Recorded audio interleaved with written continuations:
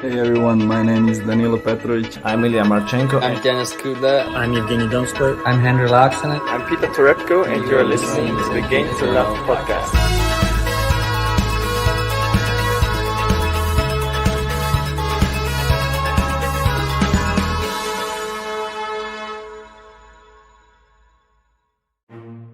Novak Djokovic's visa has been revoked by the Australian government and issued with a letter saying he will be deported.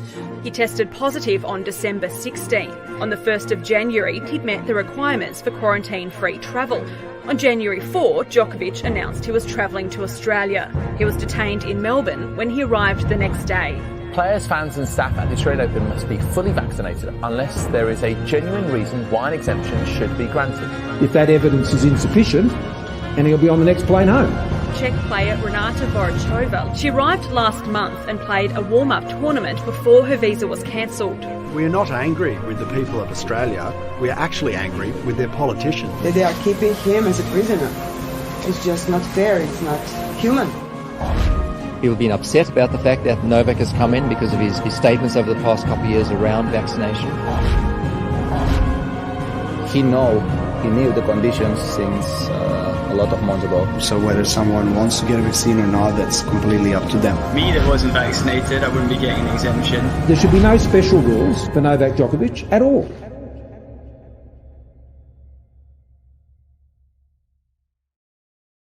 Hey, welcome back, tennis fans. Here we are, and we finally got to the end of the whole saga.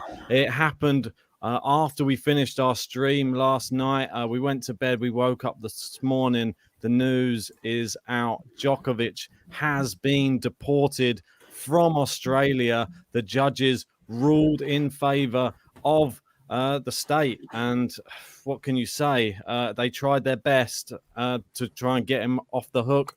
Unfortunately, they put their foot down and they weren't going to budge. How are you doing, guys? Well, it seems like we've had an Australian Open before an Australian Open has started. This saga has dominated the news, not just the tennis news. It's finally come to the end, I hope, and there's not going to be another twist. But as far as I'm aware, the most recent news we have is Djokovic is currently on board his flight heading to Dubai.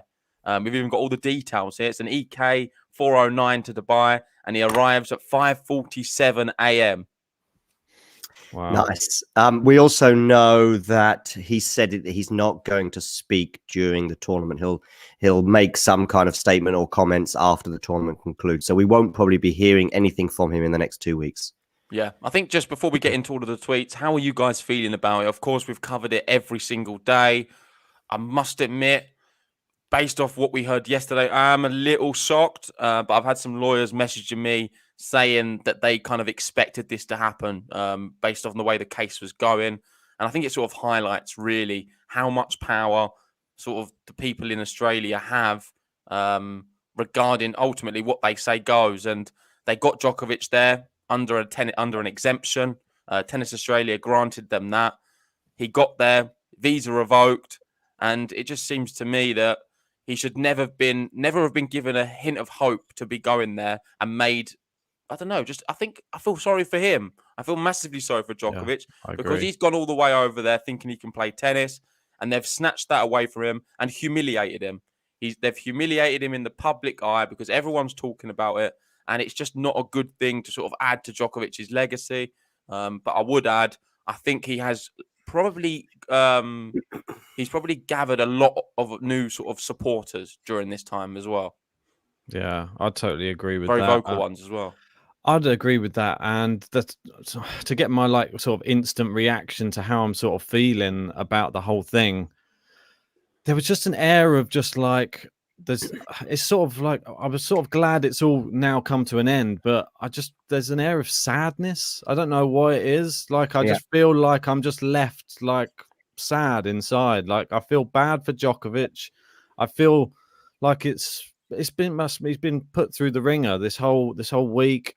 I don't know. Like how do you like recover from this type of thing, like mentally as well? It just that type of thing we need to take into account as well, because we think of him as being this mental giant, but this type of thing is probably still going to affect someone like him.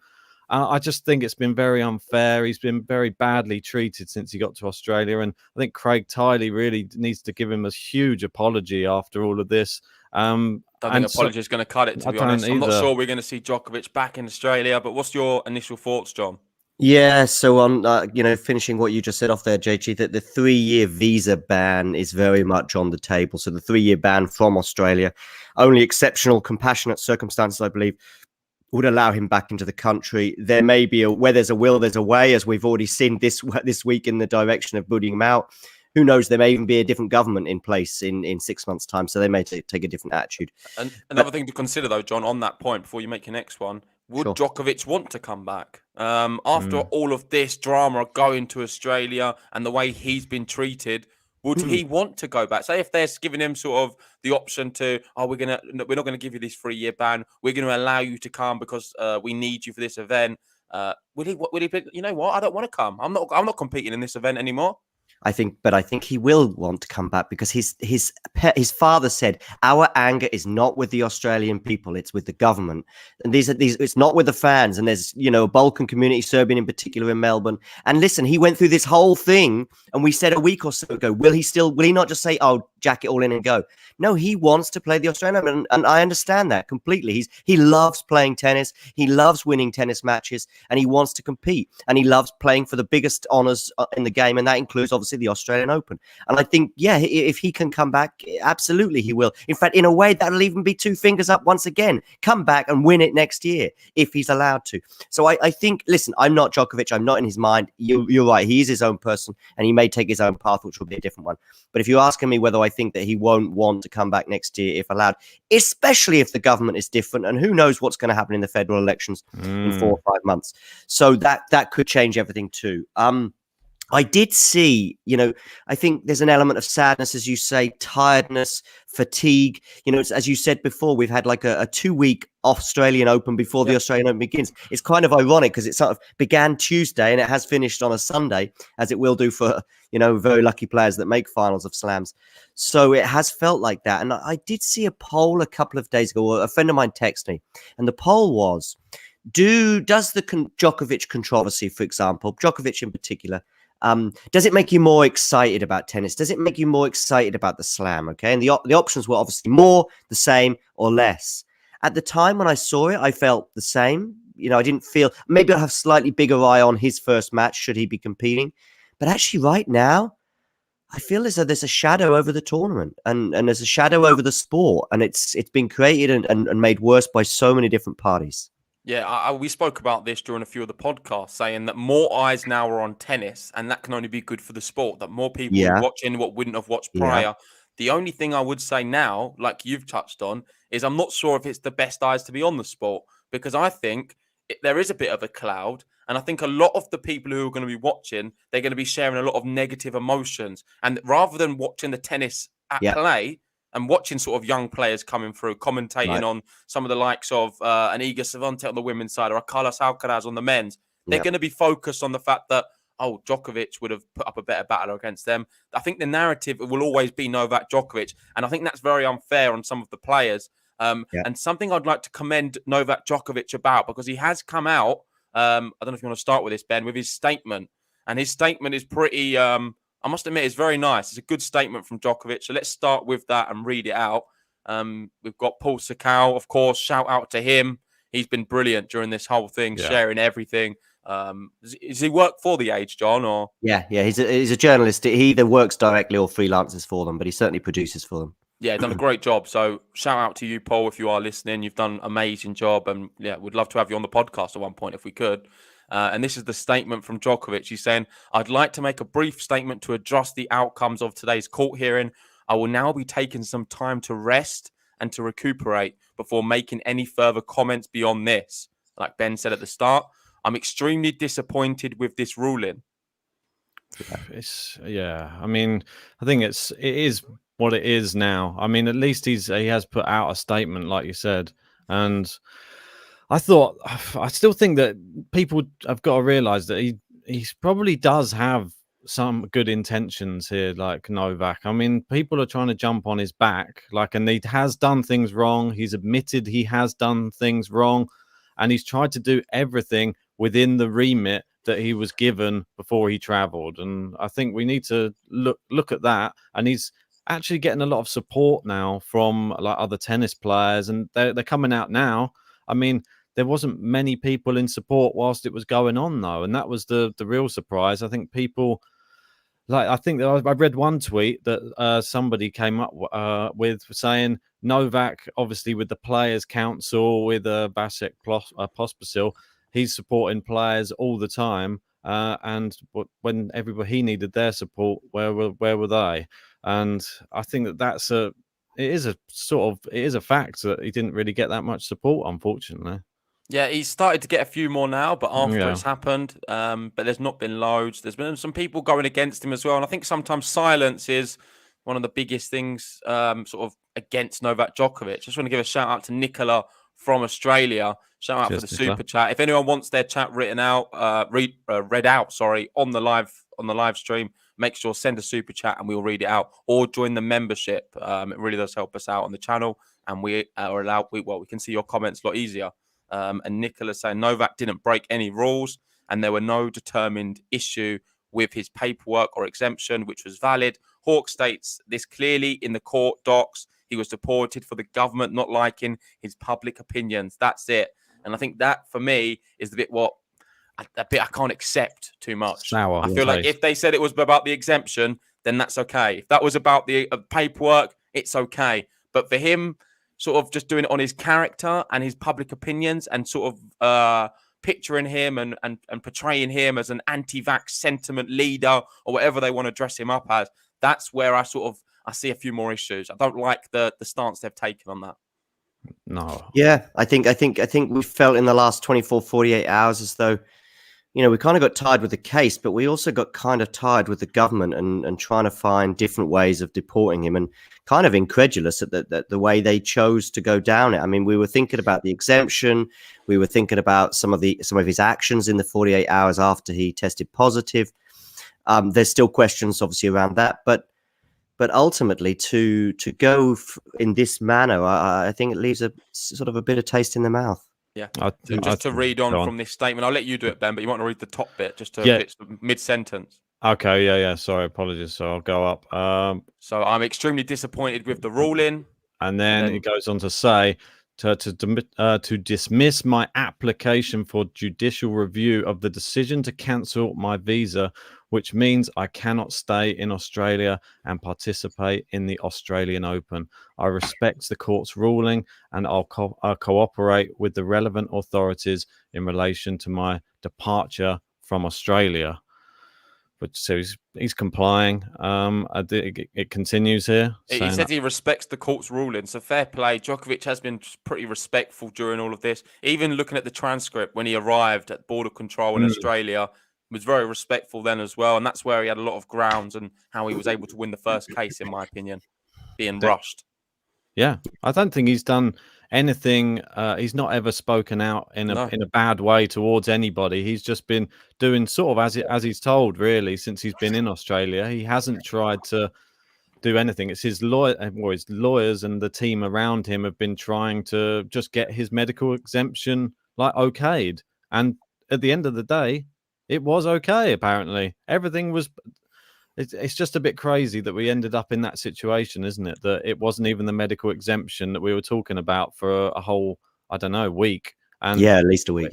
Yeah, exactly. And we end up, it's just they're just kicking him out just based on who he is, not because of the medical exemption. I think that's the one thing that really made me have that sadness in a way. Like if it was just the medical exemption, I think we all were looking. You can understand it, because it was murky. Yeah, it was murky. There was a lot of that, the timeline, and now the timeline doesn't mean anything. All of that stuff we spoke about is absolutely irrelevant in this decision, and that's the thing that left me feeling bad for Djokovic in this whole thing, because you've just pretty much said to the whole world that he's not a nice guy. And it's like they've not got anything concrete to put on him, so they've just said we're going to do it on character, and you're being sent home.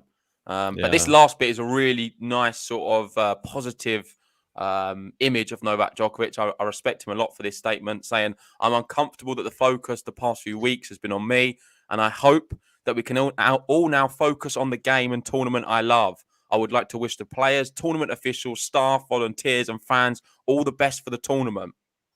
That's nice of him, isn't it, John? Yeah. I mean, certainly much better than the statement he put out last week, I think. Yeah. Well, definitely. And then goes on to say, finally, I would like to thank my family, friends, team, supporters, fans, and my fellow Serbians for your continued support. You have all been a great source of strength to me, which I'm sure that it's all very sincere, this from Novak. So, yeah. I've seen some fans of his, by the way, fans of his, maybe more measured fans at least, saying, please, we do hope you now get vaccinated because we want to see you at a tournament very soon. But I'm not sure that I mean, he's gone so far now and he's gone so deep in this reluctance to get vaccinated. I don't, you know, if this wasn't going to change his mind at the tournament he's won 9 times in the past, I don't know what will change his mind. Yeah, that's a good point, actually. What do you think on that, guys? Do you think now he's going to go home and get vaccinated after all of this? I don't. No. I think that he's part of like a movement, and I think that there's a lot of people that look up to him. And if he's got something, he's a man of principles and a man of his word as well, Novak, and it's something we have to respect him for. I don't think that he will, but we already know that he's okay to play the French Open. It's just whether or not when we get round to Wimbledon, US Open, and then back to Australia again, will it be the same thing again? Right. And by the way, we understand at this juncture it'll be okay, and it probably will be okay to play unvaccinated. But you don't know. You don't know what might happen with the pandemic. Has taken so many twists and turns. We could be in a worse situation in June where there's no fans in the stadium and everyone has to be vaccinated and blah blah blah. Or we might be he'll be fine. But getting into New York, good luck with that one. Also, there was a moment, I guess, in the last 12 hours when, on this topic as well, regarding vaccination, where Djokovic wouldn't take the stand. He was invited to take the stand. Obviously, they probably wanted to ask him questions, particularly regarding his views on vaccination, and he wouldn't do that. So I don't know whether that would have made a difference, but if he comes to the stand and says, listen, I will get vaccinated at the earliest possible opportunity, I think it's the best thing to do, and blah, blah, blah, which of course we know he's not going to do. So that didn't help his case, that's for sure. And that was possibly the final nail in his visa coffin, so to speak. I don't think he even had to do that, though, John. I don't He was think he invited had to. Yeah, but I know that, but I don't think he had to say, "Oh, I'm going to get vaccinated." But maybe if he took the opportunity to speak to sort of the public and speak on behalf and say about the and just talk positively about the vaccine and say he's not against people who take the vaccine, or it could have gone down some kind of line of narrative which makes him not look anti-vax. If you know what I mean. I think they would have pushed the narrative, though, of him being such a public figure, being the world's best tennis player, and how does this look to the rest of the world? And that's probably, I reckon, they would have gone down that route. You're a role model, this type of thing.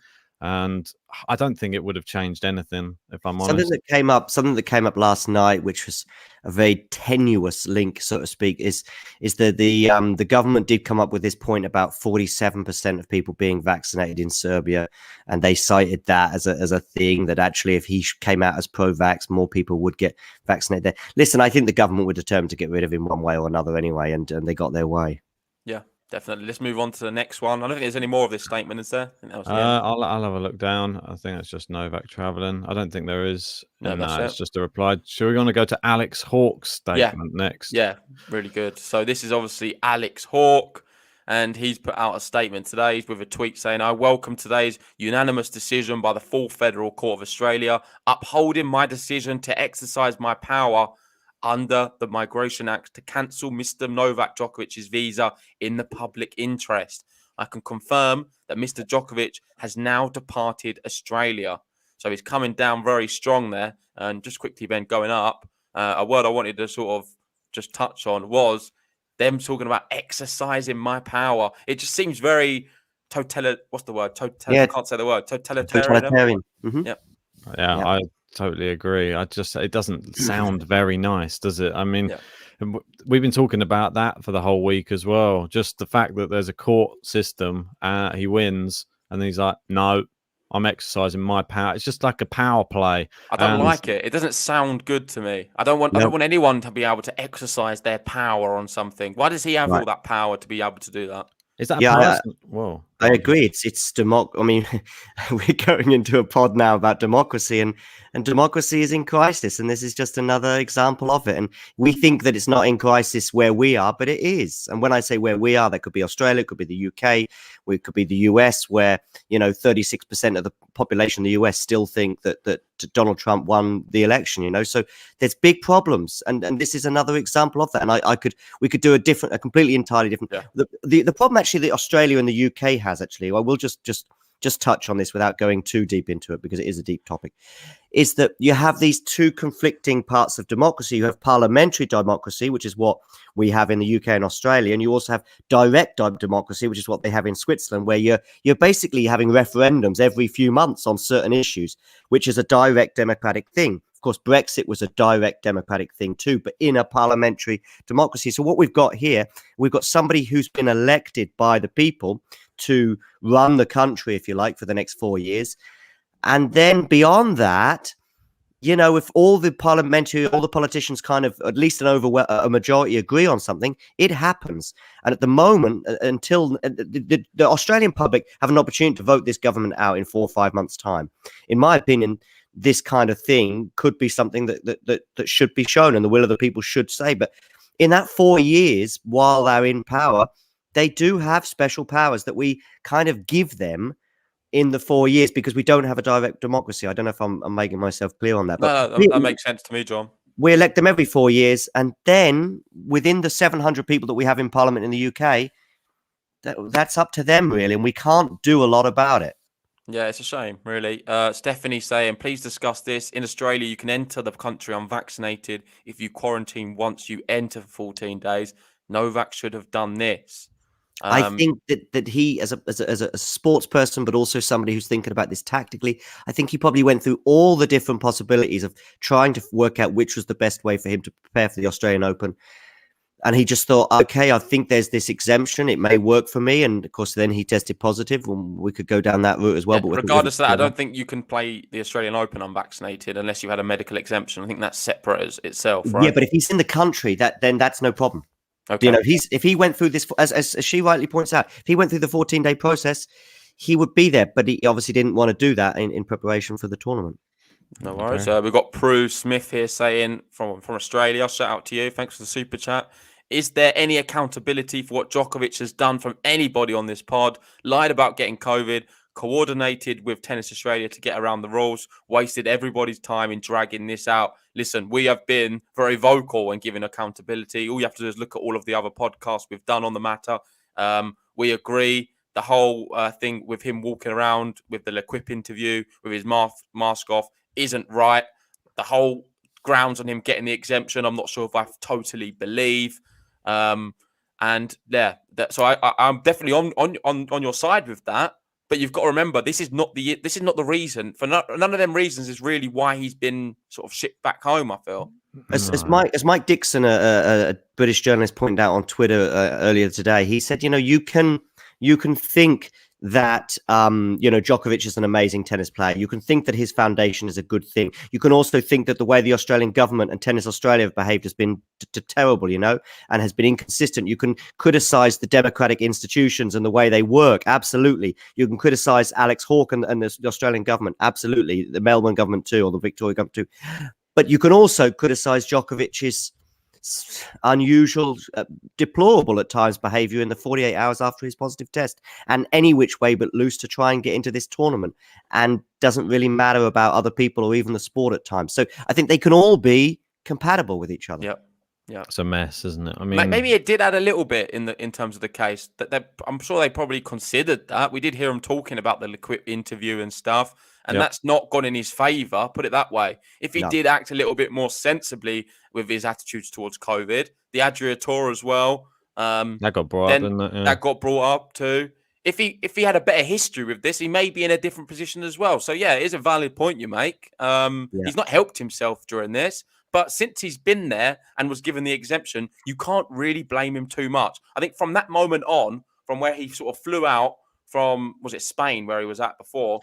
I think he went via Serbia, but yeah. Oh, he went via Serbia. I think it's just a lot of people said he flew from Spain, but if you look at the background picture when he's at the airport, doesn't look like Spain to me, but it may be. I've seen a lot of people say it was Marbella or Malaga or somewhere, but Marbella, I heard. Yeah, I know that's where he was at his training camp, but I was under the impression that he went back to Serbia before flying there. But it doesn't matter anyway. There you go. You heard it here first from Detective John, investigating. I'm looking at the background of the picture. By the way, this story, in a way, is over 10 years old, and I'm not going to go through 10 years in the next hour or so, but this actually goes back to when he changed his kind of philosophy regarding his diet and regarding medication. You know, he had this sort of epiphany during the Australian Open, I think it was about 10 or 15 years ago. And then he changed. And then more recently, we can go back to April 2020. And really, we had no idea this was going to come to this point. But from April 2020 until now, you can join the dots to him being deported from Australia. We've got news coming out of Australia. Dyer Pierce, thanks for sharing that they've received confirmation that he has been banned from entering the country for 3 years, like we all suspected would be the case. I think that's because also the 3 judges were unanimous. Yeah, it was a unanimous decision. Yeah. When we read in yesterday that people can only get back in if they have this ban, isn't it on compassionate grounds or something like this? Yeah, I think that's the case. There might have been something else about something beneficial to Australia as well. And I thought, well, I wonder if that might get wheeled out. Right. But listen, who knows where the tennis landscape will be in 12 months from time, and who knows even who will be the government in Australia. But yeah, exactly. But let's read this statement. Moving down. We've not had a chance to go through it. So this is what he said. Do you want to start with this, Ben? Did we not? Is that not still what it's similar to the tweet? Same as the top, really, to be honest, but it's just a bit longer and more drawn out. So maybe we don't have to read it all, but he's just talking. We'll read the bottom bit. To date, 43 million vaccination doses have been administered in Australia, and more than 91.6% of Australians aged 16 years and over are fully vaccinated. Accordingly, Australia has been able to commence a step-by-step safe reopening of its international border as a result of this successful vaccination program. So just sort of reiterating that they are very pro-vaccine. Australia, probably one of the most pro-vaccine countries there are. UK are very pro-vaccine as well, but they are extremely strict. They bring down the rules hard, and not even Novak Djokovic could get into Australia with a medical exemption. Well, no, you need it over there to even get into restaurant. You have to show proof, apparently, in Australia to be able to access buildings or whichever, shops, restaurants. Jobs, I think as well. You need to be vaccinated for certain jobs, and they are extremely strict. So in a way, if you look at it from that side of things, it's not that shocking that Djokovic wasn't allowed in. Listen, at this point, I'd like to just sort of think about whenever we're filling in these forms to travel. And I was looking at actually filling in the visa the other day to go to Australia. As a British citizen, it's fairly rudimentary, but actually, you know, if I wasn't vaccinated and I wanted to circumnavigate, I'm on that plane and I'm hoping. I'm still thinking there's a chance I might not get into this country. So, yeah, I mean, get vaccinated and you're in. Don't get vaccinated, you might get in, you might not. And in the end, he was deported. Yeah, agreed. Let's move on. Right. This one is a statement from the Australian Open. For Tennis Australia, saying Tennis Australia respects the decision of the federal court. As per Grand Slam rules, the number 1 position in the draw has been filled by a lucky loser. The updated schedule for Monday, the 17th of January, can be viewed at ozopen.com.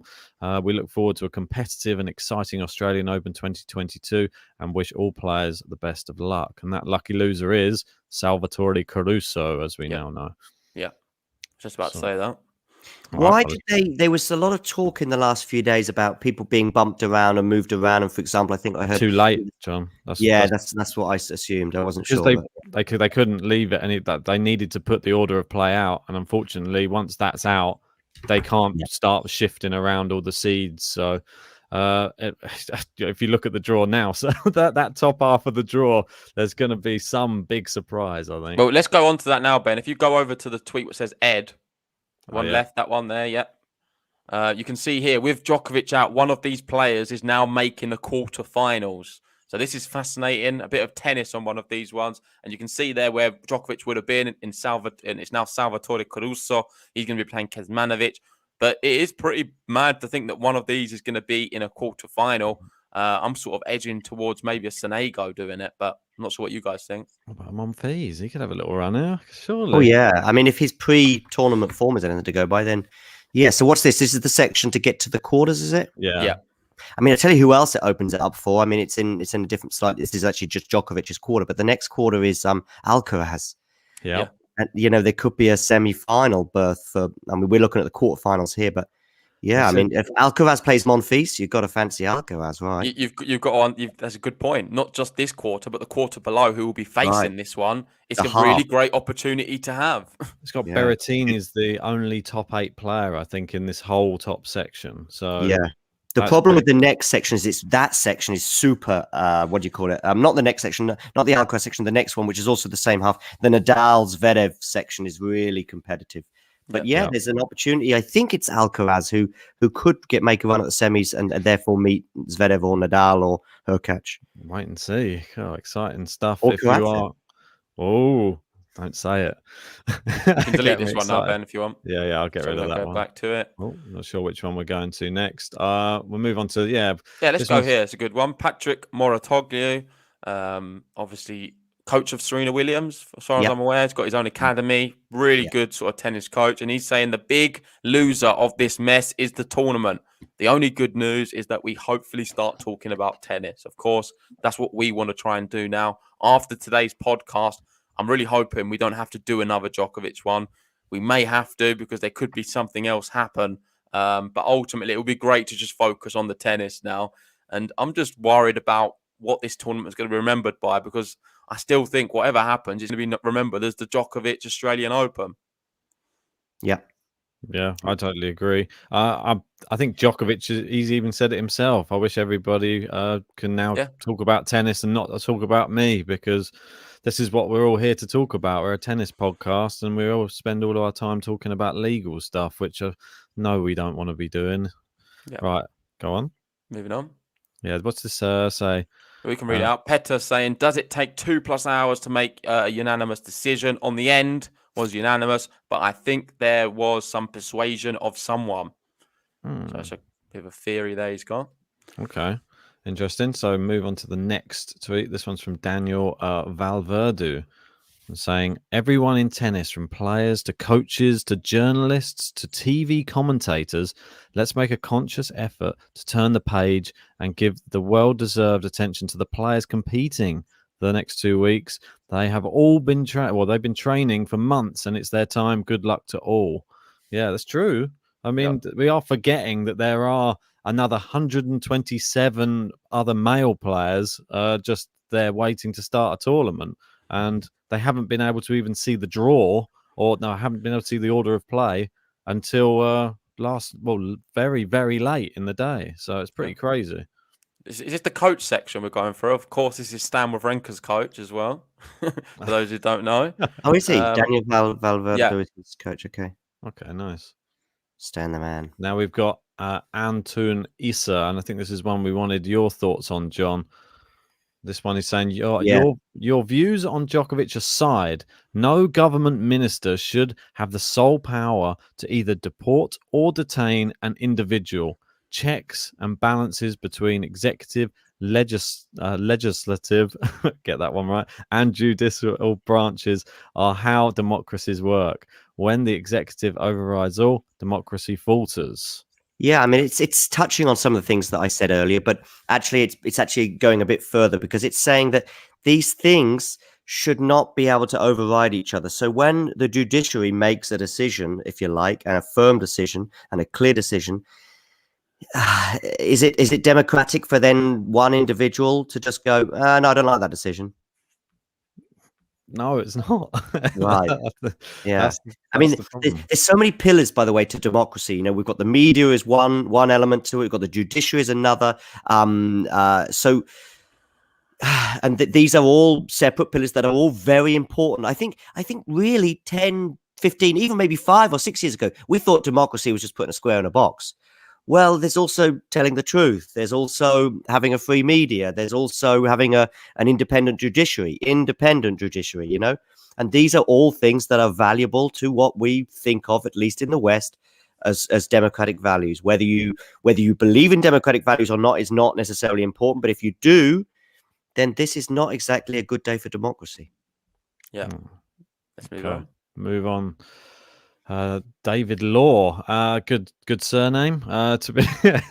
Yeah, perfect. Very fitting, isn't it? Very fitting. Do you want to take us through this one, JJ? Yeah, it could have been so simple. Number one, get vaccinated. Novak, like 97 of the other top 100. Option 2, have a rule that says you get vaccinated or you don't play, unless your reason is so acute and so beyond doubt that nobody sensible can dispute it. Hopefully, moving forward, all of the other slams have very simple rules. Whether are you allowed to play, vaccinate? Are you not allowed to play? They need to outline it. We don't want any grey areas. We don't want another situation happening again, because ultimately this has just been a complete mess, and it's gone on so long as well. But this is where we've had 2 Australian Opens, it feels like. This is where Craig Tiley has to take some responsibility too, because he was so desperate to get his friend. And I don't think it's just about tickets. I felt uncomfortable about their friendship in the last couple of years, particularly that moment when he brought the champagne out a year ago. Just, he wouldn't have done that for any other player. And he wouldn't have done this for any other player either. And I felt if you had that relationship between Pep Guardiola and the chief of UEFA or Jurgen Klopp and the head of the Premier League, you would feel uncomfortable about it. And I feel uncomfortable about it for the other players as well, because I think they all feel as though, well, this is the Novak show. And to be honest with you, Craig Tiley at least is partly responsible for that. Yeah. Well, we have had some players in support of Djokovic. Let's go there next. They've been pretty vocal today. Quick thank you to Dejan for the super chat saying, I'm happy Nole is coming back home from was that Alcatrazia? Yeah, exactly. Right, okay, moving on. This one is from Beruz Buchan. Do you want to just go through the players next, and then we'll go to this players? One? All right. Yep. Apologies. So 1 second. Good. There we go. So starting with Herbert, he's someone who is unvaccinated. Yes. He didn't fly to Australia, and he's sort of quoting on an Elise Cornet tweet saying, I know too little to judge the situation. What I know is that Novak is always the first one to stand for the players, but none of us stood for him. Be strong, Djokovic. And Herbert there agrees with that sentiment. Yeah. But I did hear, I mean, we obviously had Tennis Sangren very supportive of him. We had Pospisil. We had the American big server, John Isner. And we also had the other big server, Riley Opelka. I think Medvedev and Zverev were semi-supportive. They were look, this is the Australian Open. These are the rules. I've had to get, vaccinated, but we also, he's my friend. And he, I think there hasn't, and then there's also been the Tsitsipas comment, and there's also been the Nadal, but they've all been, none of them have been outrageously inaccurate. Would you not say that silence speaks volumes though at times? No, but you don't say anything. I just mentioned 10 or 15 players that weren't silent. Now I think every player, even Naomi Osaka was asked in her press conference. I mean, what can they do? But they've also got to focus on themselves, and they've got to focus on their own tournament. And I think every single player has addressed it at some point. Every single top player, as I say, on the men's and the women's side. And I don't know. I've heard I've not heard a single person basically. I think maybe the harshest was Bautista Agut, but I think if you watch the interview with Tsitsipas, it's a 5-minute interview. There's nothing inaccurate what he says. He does feel a bit as though he got bullied into taking the vaccine, and he didn't think it would be fair that somebody who's unvaccinated. That's all fair as well. They're all, and I've seen some very supportive statements. So I don't think I agree with Cornet them, and we've seen it today, but we've been seeing it the last 2 weeks. And of course, players can only go so far. They've also got a tournament to prepare, but they've also, they don't want these questions. If I'm a player, I don't want to be asked about Djokovic. Can we talk about my game and how I won or lost today? I think they're saying, but players probably don't agree with Djokovic's actions, hence why they're not speaking out. Some don't, and of course that's also right. I mean, Nadal was as tactful as he possibly could be when he said, "Listen, there's still some questions to be asked, but if the judiciary is, in his favour, as it was a week ago, and he's a good guy, and I support, all the work he does off the court as well with his foundation and blah blah blah." But there are questions that need to be answered. Question is, would Rafa have spoken out if he wasn't being put in a press conference position? And because he is he's just played a tournament, and you knew that he was going to get questioned about it because he was playing a tournament. Like, if he wasn't playing the tournament, would we have seen a statement, or would we have the Roger Federer silence like that we've had? He hasn't said anything because he's not playing. So, but I don't. But then, you're damned if you do, if you're damned you don't. If Roger Federer came in and said something, you'd be like, this is not your thing. It's like the silence speaks volumes. Yeah, but he's one of the most influential sports people in the world, or if not of all time. So if this is Peng Shuai, if this is Peng Shuai, absolutely, they've all got to come out. But this is a guy who doesn't want to get vaccinated, who wants to play the Australian Open.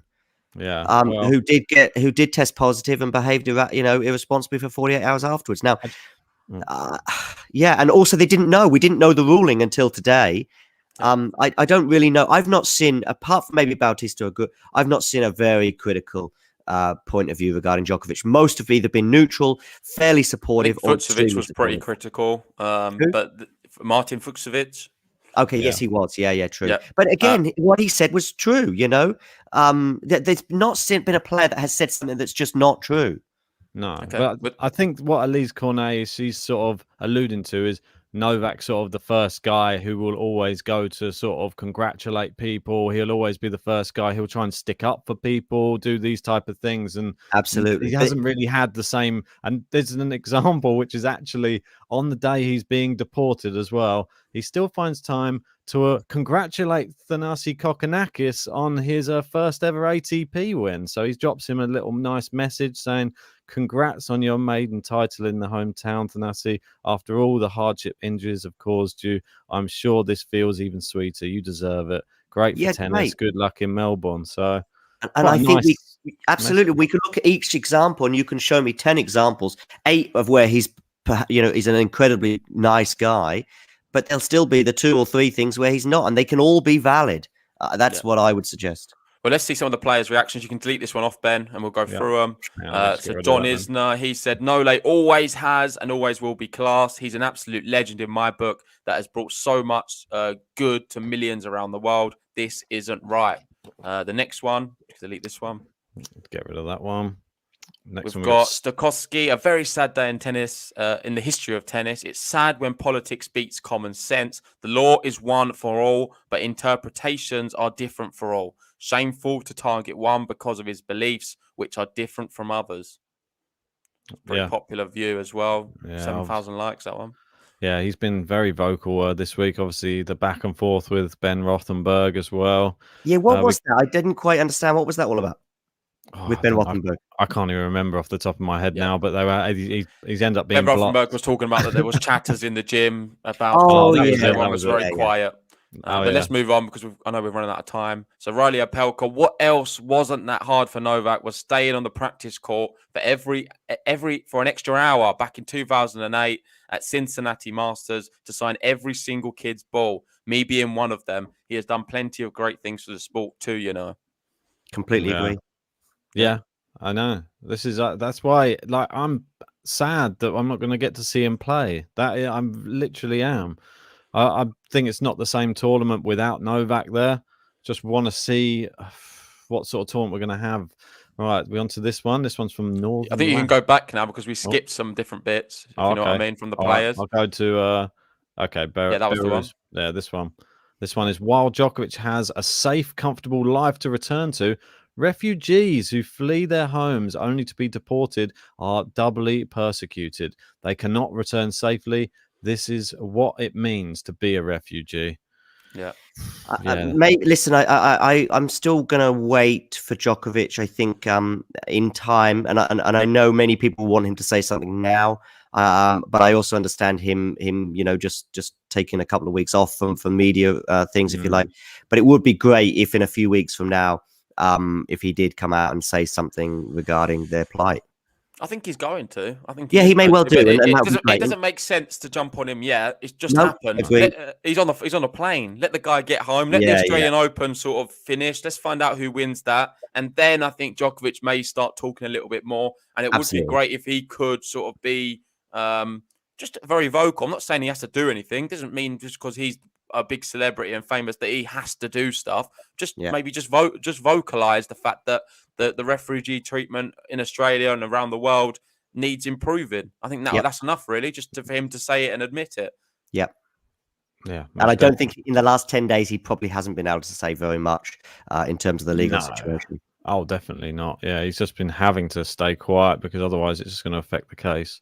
Yeah, shout out to Richard as well from the UK saying Australian law, a previous infection with the same pathogen does not count as a medical exemption. Tennis Australia and Novak's team should have known this.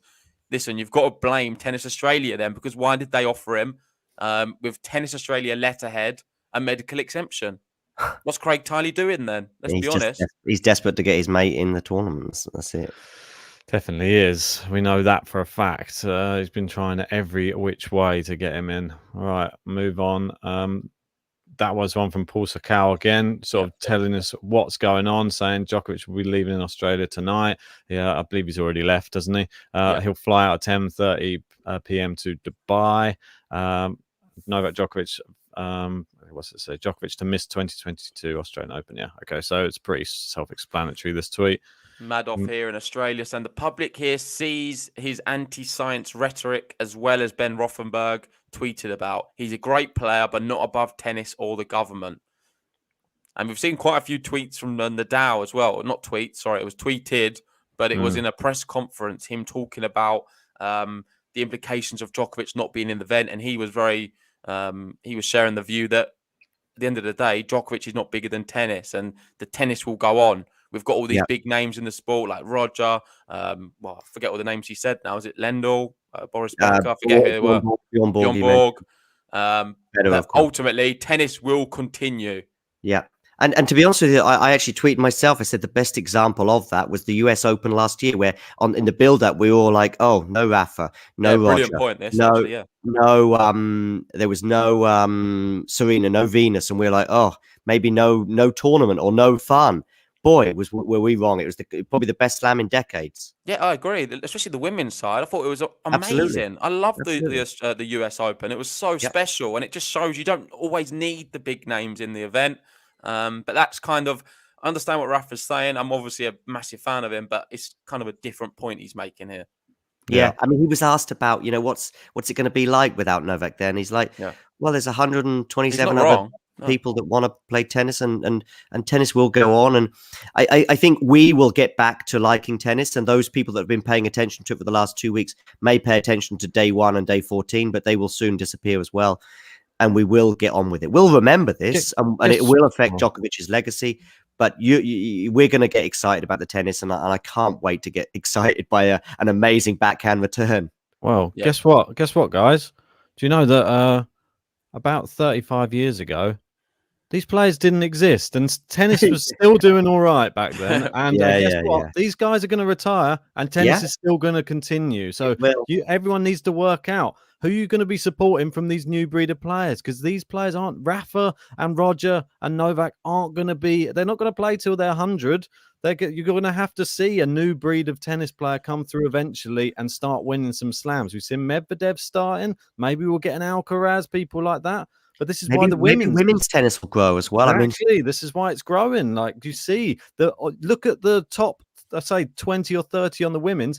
Oh, it's littered with young players now. It's great. It's thriving. The men's needs the same, and it will happen soon enough.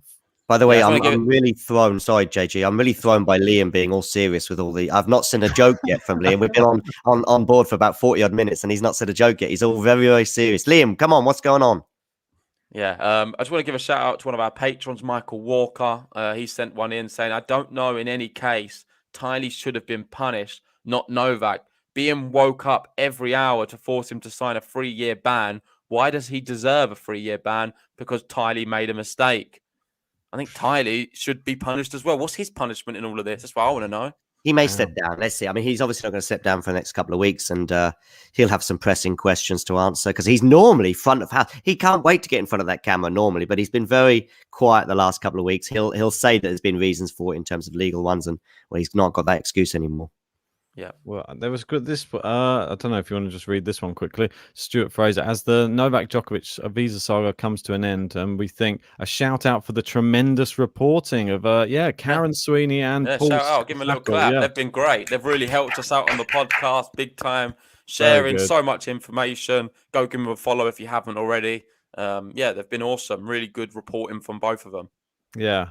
I thought Stuart Fraser, by the way, Stuart Fraser's the guy who asked Rafa Nadal, do you think you can get to your first semi-final since 2009? And Rafa Nadal's like, what? I was in the final in 2012. I was in the final in 2014 and 2019. Are you nuts? So, and Stuart Fraser, I think, has been criticized for that in the last week enough. So I won't go too deep on him. Well, Richard here just saying, if I was Novak, I would sue Craig Tiley and sack my team for not advising me properly. I think I listen. I don't think I know some people have suggested that and said that he must be angry at Tennis Australia. I think they were both in this together. They both knew the risks that they were taking, and they both fell foul of this situation. Now, it doesn't mean that the government will absolve the blame, but I do see them in cohorts together, desperate to play the Australian Open. Yeah.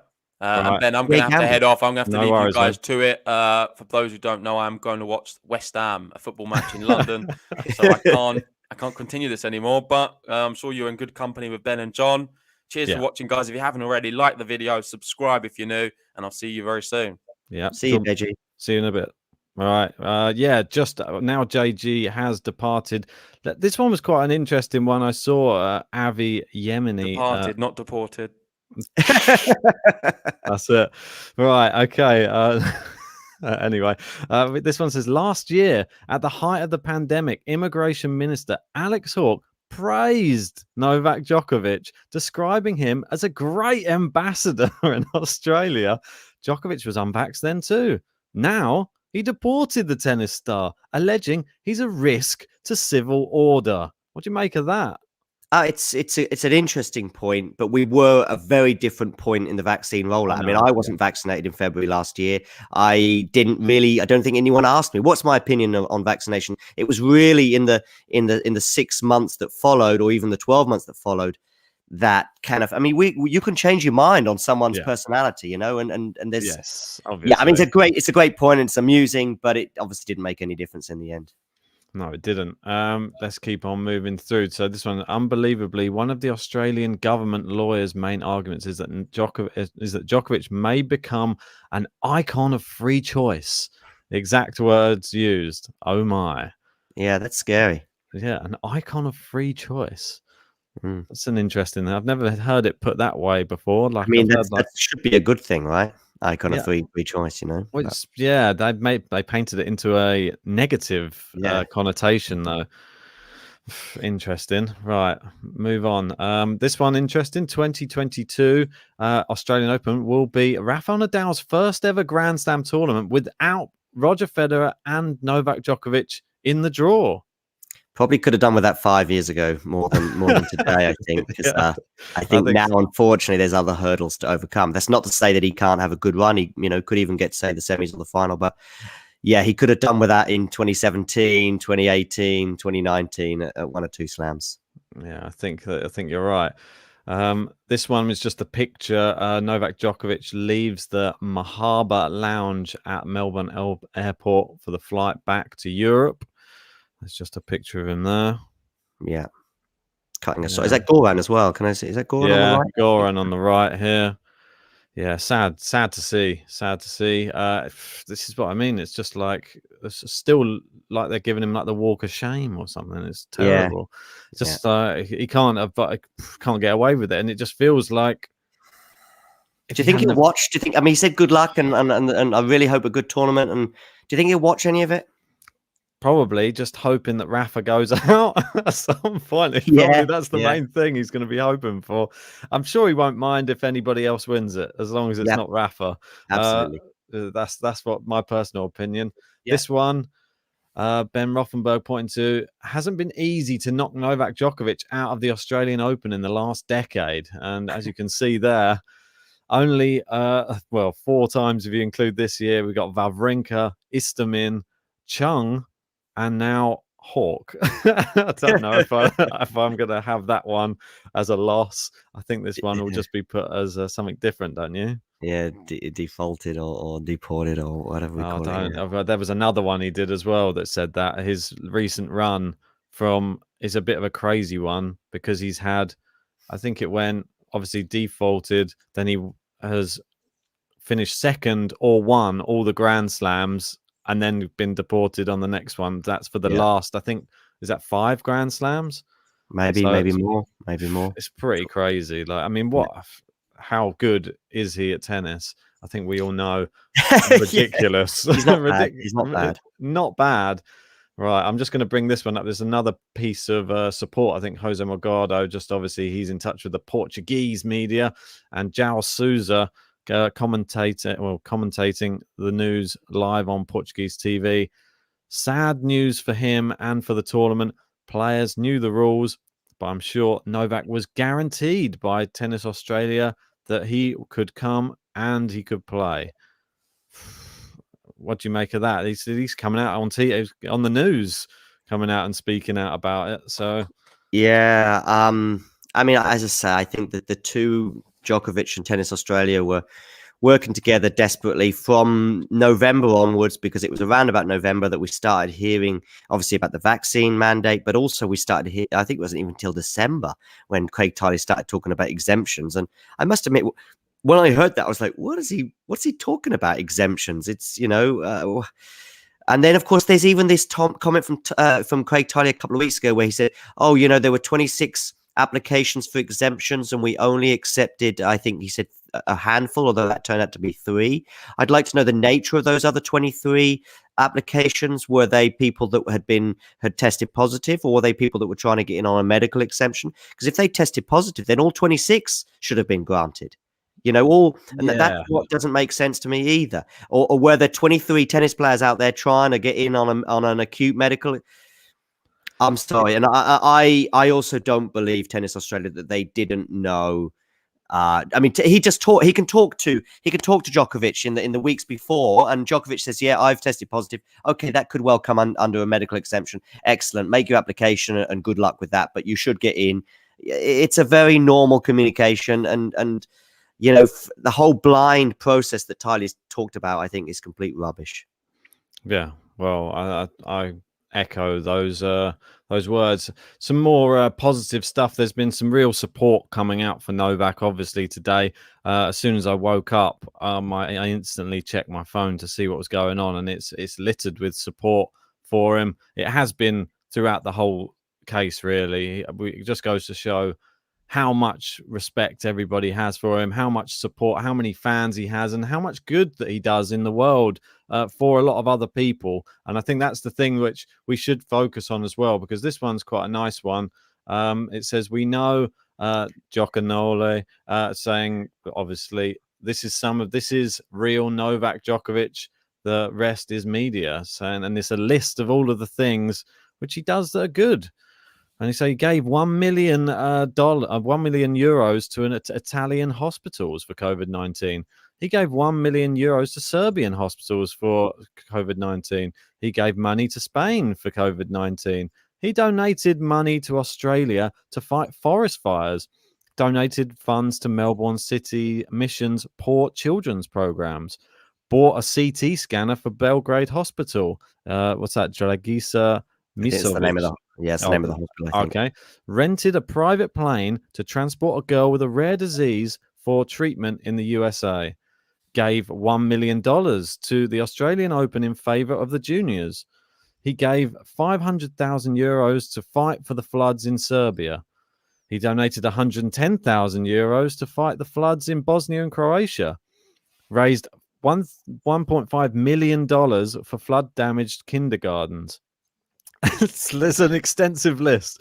I'll keep going. 12. He gave millions of euros for the education of poor children of 13-year-olds. And I think we need to put this type of positive narrative out there for Novak, just because there are probably a lot of people thinking, well, what's he done? This is the only thing in the headline. So you got to paint him in a bit of a better picture, because he does do a lot of charity stuff and does try and give back to society as well. So winter training of 15 Serbian tennis players paid for. He offered Lorenzo Musetti a ride on his private field so that he wouldn't miss Wimbledon or a school test. That's nice of him. Fight for the interests of players across the establishment. He's a role model for his healthy lifestyle and diet, a role model for his character and mental endurance. He is an example by his hard work and self-discipline. He plays every tournament against his opponents and the audience. So I think these last ones, they're just throwing a few extras on, to be honest. It's like they had to do 19 or something, and it's like they got to like 15 or 16, and they think, what else can we put in there? Well, yeah, I mean, but I still think like all of the other ones which are just not relating to his own personal performance on the court and stuff, you can see how much he does give back to society. It can't be denied. What do you make of all of those things? I'm sure you're probably aware of most of them anyway, though. No, we're not questioning whether all these things are good things, and he doesn't do great things for other people and great things for the sport and underprivileged as well, and people that are unfortunate. No, he does like kittens, yeah. But it doesn't make it okay to get COVID and hang around for the next 48 hours with other people. I mean, no, exactly. It doesn't, but it doesn't excuse anything. But I feel that we should at least, as he's being painted in such a negative light, it's nice to put at least a positive spin on what he actually does do for people as well. Even though, like, I don't think that he would have dreamt of doing all of this in a negative way, him personally. I don't think he wanted all of this. He didn't. He wouldn't have flown. I still stick by that. I've said it all the way from the start. If there was grounds that he couldn't get in on any medical exemption, he would not have flown. And he would have just said, I guess I'm not going to play. He would have put out a statement probably mid-December or something. Everyone would have been sad, and we'd all done the Djokovic Withdraws podcast, and then we'd have spoken about it, then we would have focused on the tennis. Unfortunately, it's not been like that, and it's been absolute... Well, I don't know. It's been an absolute nightmare, John. Right, I'm just going to put this one. This is what it's been like instead. Right, the Novak against the world. This is the tennis court that he's been playing on. As you can see there, this person's made up a little cartoon. Novak on one end of the court, if you're just listening, and literally everybody else. You've got the devil down there on the other end. Let's have a zoom in to see who else is on the other end of the court. All the people. Is that John McEnroe? I don't know what he's up to there. Yeah, what's it? I don't know if is that McEnroe? I looks a bit like McEnroe, but I don't know. I hope it's not. But yeah, you've got obviously like the politicians. You got a kangaroo in there as well. Is he telling them to go as well? It's a bit strange. What are those green alien things? They're COVID cells. Yeah. So just in case. Well, actually, it was COVID that helped him kind of get into Australia. So I think I'd put them on his side of the court.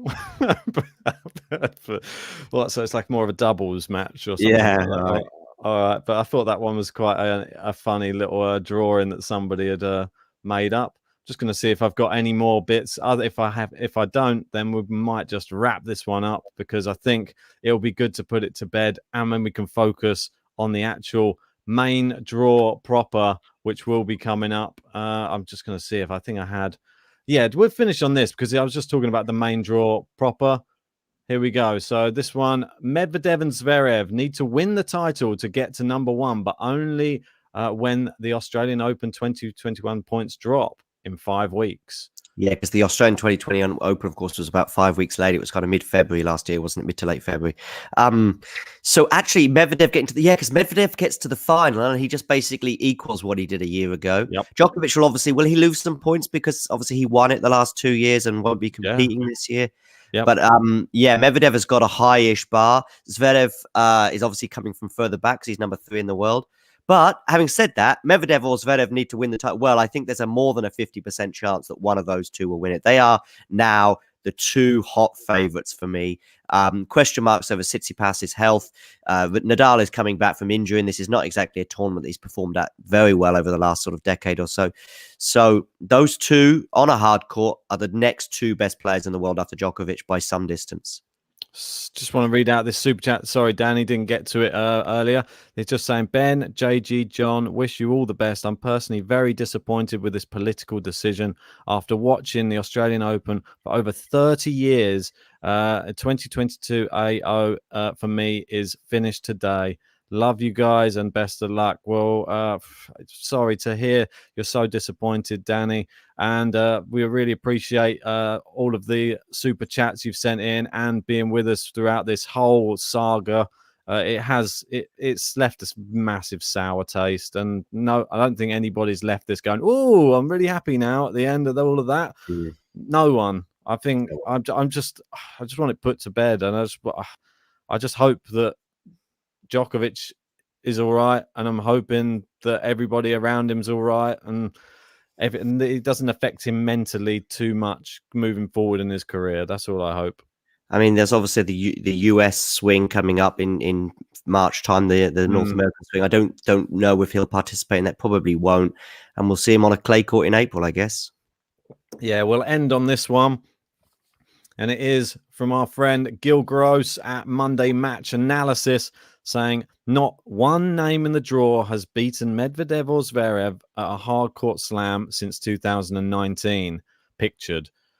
Zverev losing to Schwartzman there. I mean, that's a very weird result. I don't think we'll be seeing first round. Oh no, round of 16. Sorry, yeah, that was weird. I saw that, but I think the last person to beat either Zverev or Medvedev at a hard court slam was Nadal, which was about 5 days after that.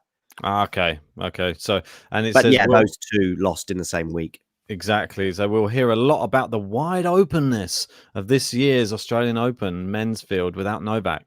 Are we sure about that? Right. I'm not. That's what I was saying. Those two guys are, even if, say, something crazy did happen, those two guys are the next two best by some distance on a hard court right now. Most definitely. Right. I think that we should probably wrap this one up. I want to say a massive thank you to you, John. You have been the oracle of knowledge, Journo John, as we've sort of been calling you. Is there anything you want to finish on just with this whole saga that has now been put to bed? Yeah, I mean, it has at last been put to bed, and I think all of us, Novak fans or otherwise, those that think he should stay, those that think he should be deported, all of us are at least pleased to at least have a conclusion to this story. And I'm still looking forward to the tennis. Yeah, I am as well. I'm happy it's been put to bed. I want to say a quick thank you to everybody who has joined us throughout this whole saga. We've gained some very new fans in the chat and people who follow the channel, and we've really enjoyed it with you guys. We're going to love you and leave you. The Australian Open, it kicks off in about 10 hours time. Yeah, 10 or 11 hours. See you on that one.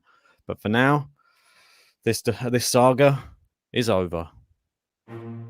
Novak Djokovic's visa has been revoked by the Australian government and issued with a letter saying he will be deported. He tested positive on December 16. On the 1st of January, he'd met the requirements for quarantine-free travel. On January 4, Djokovic announced he was travelling to Australia. He was detained in Melbourne when he arrived the next day. Players, fans and staff at the Australian Open must be fully vaccinated unless there is a genuine reason why an exemption should be granted. If that evidence is insufficient, and he'll be on the next plane home. Czech player Renata Vorochova. She arrived last month and played a warm-up tournament before her visa was cancelled.